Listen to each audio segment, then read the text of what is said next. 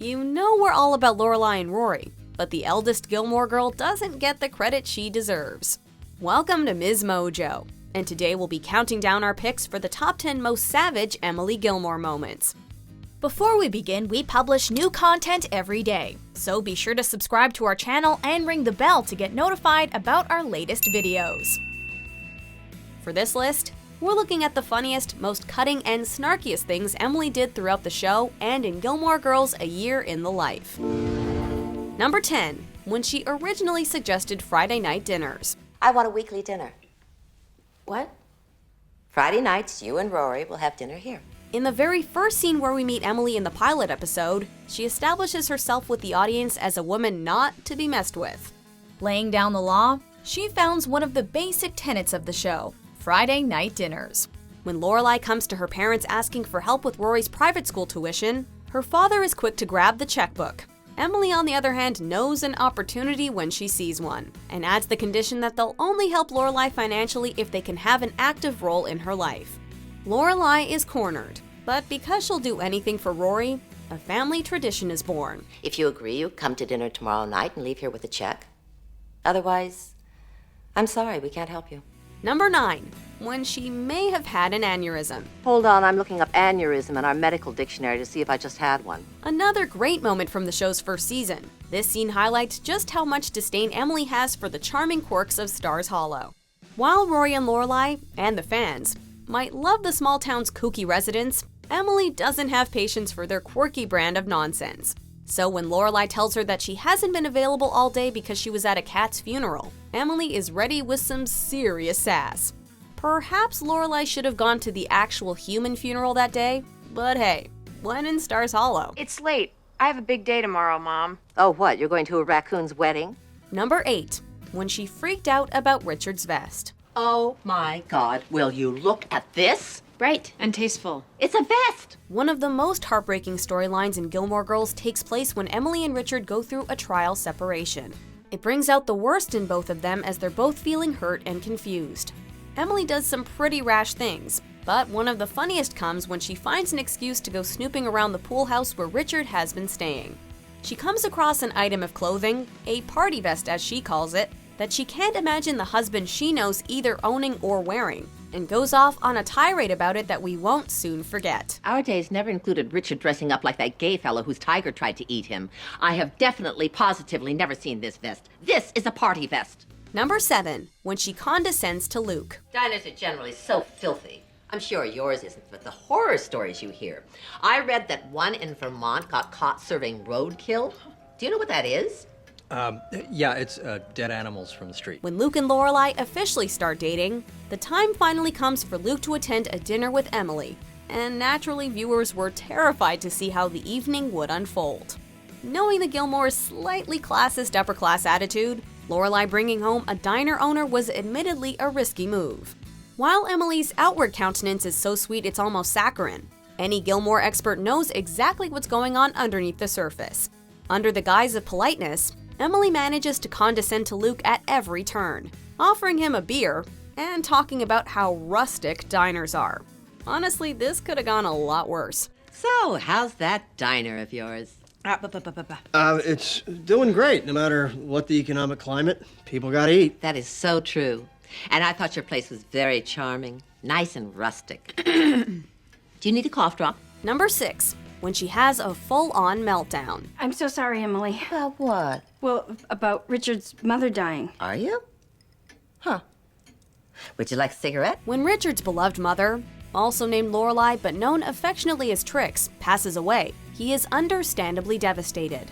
Emily takes up the task of arranging her affairs and planning her funeral, but in the process comes across a letter where Trix tried to convince Richard to leave her before their wedding. Mom, we have to plan this funeral. Find a box, throw her in, we're done. Mom. Better yet, throw the old harpy's carcass in a ditch, let a wolverine eat her. The revelation sends her into a downward spiral, hilariously culminating in a moment where Lorelai finds her smoking and drinking in a kimono during the day.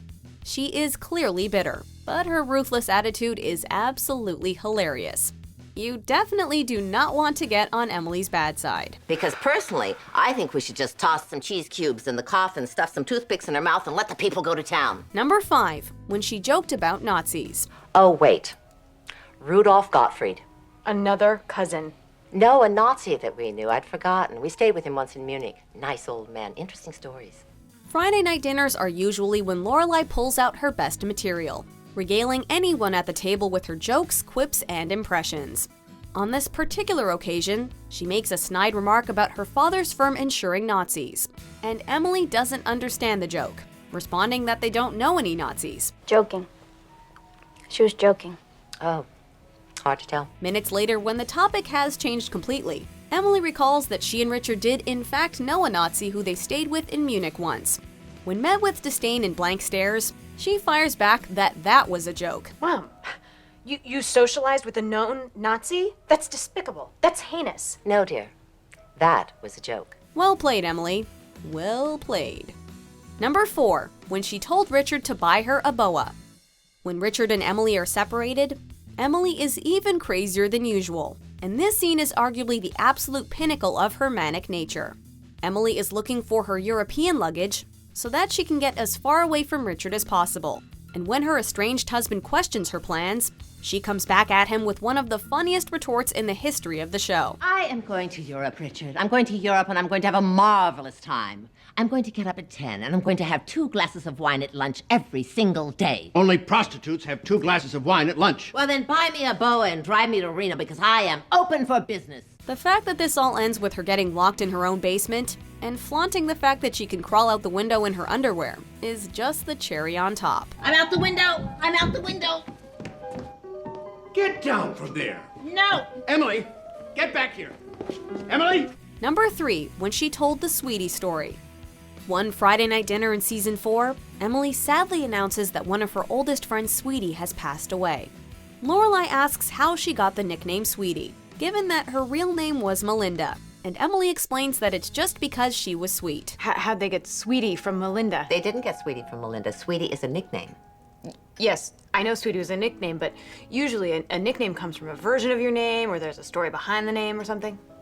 She was sweet. That's the story. When Lorelai is visibly unsatisfied with this answer, Emily launches into a hilarious made-up story about how Sweetie got her name. Sweetie's father was a very poor man. So poor that Sweetie and her 4 siblings all had to sleep in a hollowed-out tree trunk because the house was only big enough for their parents. It involves a hollowed-out tree trunk, shoes made of newspaper, and a dill pickle. But honestly, a summary can't do it justice, so we'll just let you listen to it yourself. He promptly offered a job to her father, who gladly accepted and eventually owned that store and turned it into one of the most important candy emporiums in the world. And that is how she got the name Sweetie. There, how was that? Number 2, when she turned on the DAR. And we have so enjoyed meeting you. Bullshit. Emily, you're not getting in, honey. Of the 3 Gilmore Girls, Emily arguably goes through the biggest transformation in the revival A Year in the Life. After Richard's death, Emily is left moorless, unsure of where her life will go now that she is a widow. By the final episode, she blows up at a Daughters of the American Revolution meeting, calling everything we know about her into question. She calls the organization out on everything they're guilty of, and her repeated refrain of bullshit is both hilarious and totally cutting. And then we say, it was lovely meeting you. And we send her off and we laugh and we have tea. And we buy a rocking chair that may or may not have been Benjamin Franklin's barber's cousin's proctologist. And we pat ourselves on the back for a job well done. And we go home and we forget all about her. It's all just a big pile of bullshit. We've got to say, we love where this character's going. She's always been savage, but rarely had she ever put that natural ability to such good use. What the hell is going on? I can't do it anymore. Can't do what? I can't spend any more time and energy on artifice and bullshit. Why do you love that word so much? Number 1, when she attacked Shira Huntsberger. Well, let me tell you this, Shira, we are just as good as you are. You don't think Rory is good enough for your son, as if we don't know Logan's reputation. We do. In the show's 6th season, and the last written by the original creator, Rory is struggling after her dreams of being a journalist are dashed by her boyfriend's father, Mitchum Huntsberger.